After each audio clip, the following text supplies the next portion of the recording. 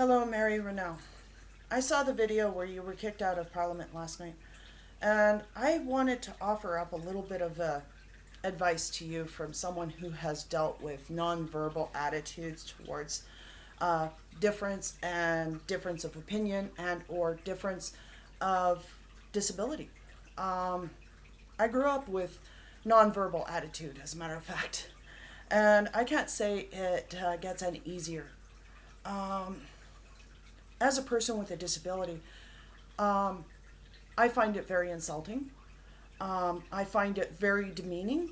I find it very blatant on the disregard that people may have towards people with disabilities. And moreover, I find it very insulting that you had to experience that. I feel your pain when it comes to um, a difference of opinion and what you stand up for. And it is wrong. It is wrong on all counts. Intimidation, harassment, bullying, none of this should be allowed. None of this should be in public eye. None of this should be um, put into public view. As a matter of fact, all I ever see these days is it's all about discrimination when it comes to race or culture. But what about the disability community? Absolutely. People with disabilities, be it with illness or what I've got, which is an invisible disability, as you know, face this all the time. I grew up with my mom being stared at because she had a placard in her window and she had to park in designated places in order to be closer to entrances. People would always stare at her because she was able to walk without aid until things got really bad. And people would always comment, she looks healthy. Why is she parked in a handicap? Why does she have a placard? Well, my mom also had balance issues, as do many with illness that could be invisible for many years, like MS. And same thing goes with a lot of disabilities, whether you have epilepsy or autism. As a matter of fact, autism has issues in the balance end of things. I should know, I'm a klutz, especially if I have to balance on small objects. Another issue is that I believe that we could all help each other by offering up wisdom and clear voices that we, as a disability community who have faced this our whole entire lives from childhood right up to, well, death, can easily say that I'm sorry you had to face this. But we've had to deal with it our whole entire lives. And it's wrong, yes. But until we reinvent the new normal, where discrimination against anything that is of difference, whether it be culture or disability related, is changed, and make it so that accessibility is not being denied across the board, whether you have a difference of culture or you have what I have. Right now, what I see is people simply just talking about inclusion, diversity, and equality, but no one's acting on it. Unless if you're a child or you have severe attributes, and even then it's getting denigrated because of certain rhetoric that happens to be in play today due to government leading the way. When you take down social things for which people need in order to live, that it could be likened to a wheelchair for someone with neurodiverse issues, you take away that independence of that person. You take away that accessibility, such as my case. Person-centered programs gone because of Klein.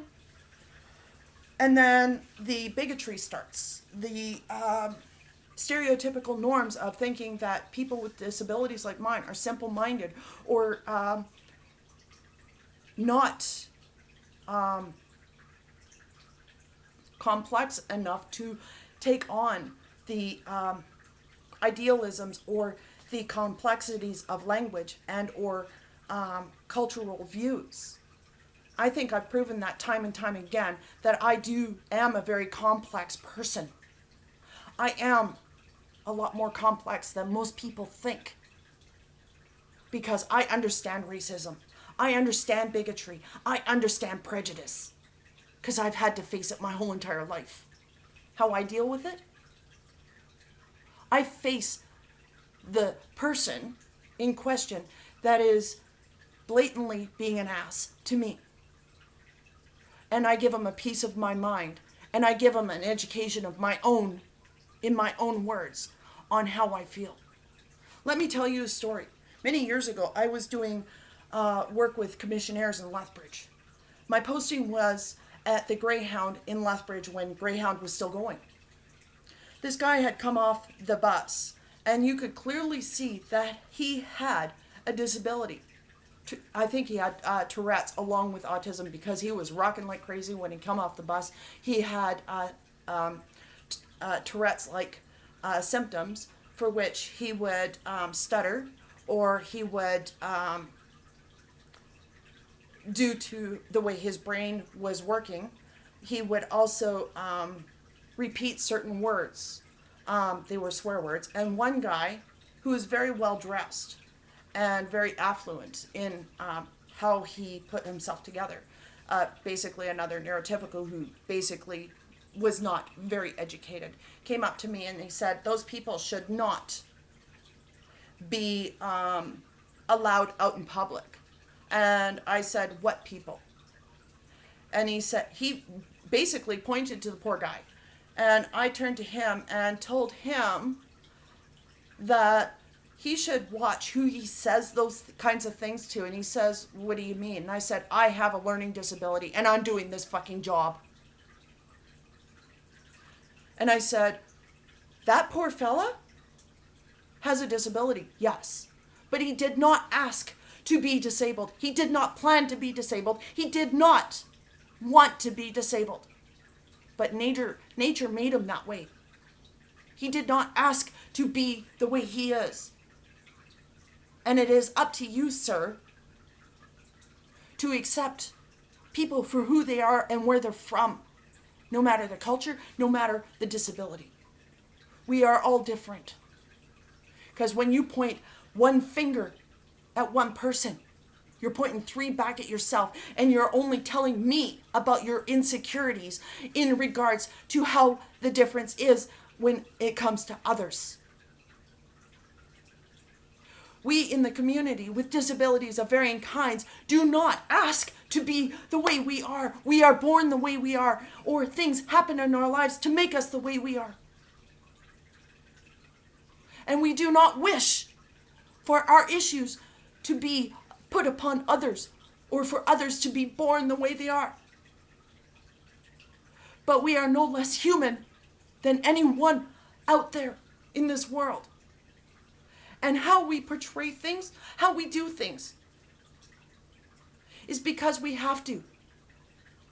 Because that is how we address our world, how we see things, and how we do things, is because we had to acclimate and as well as adapt our ways in order to get through every day, to live in a world made for average people without disabilities.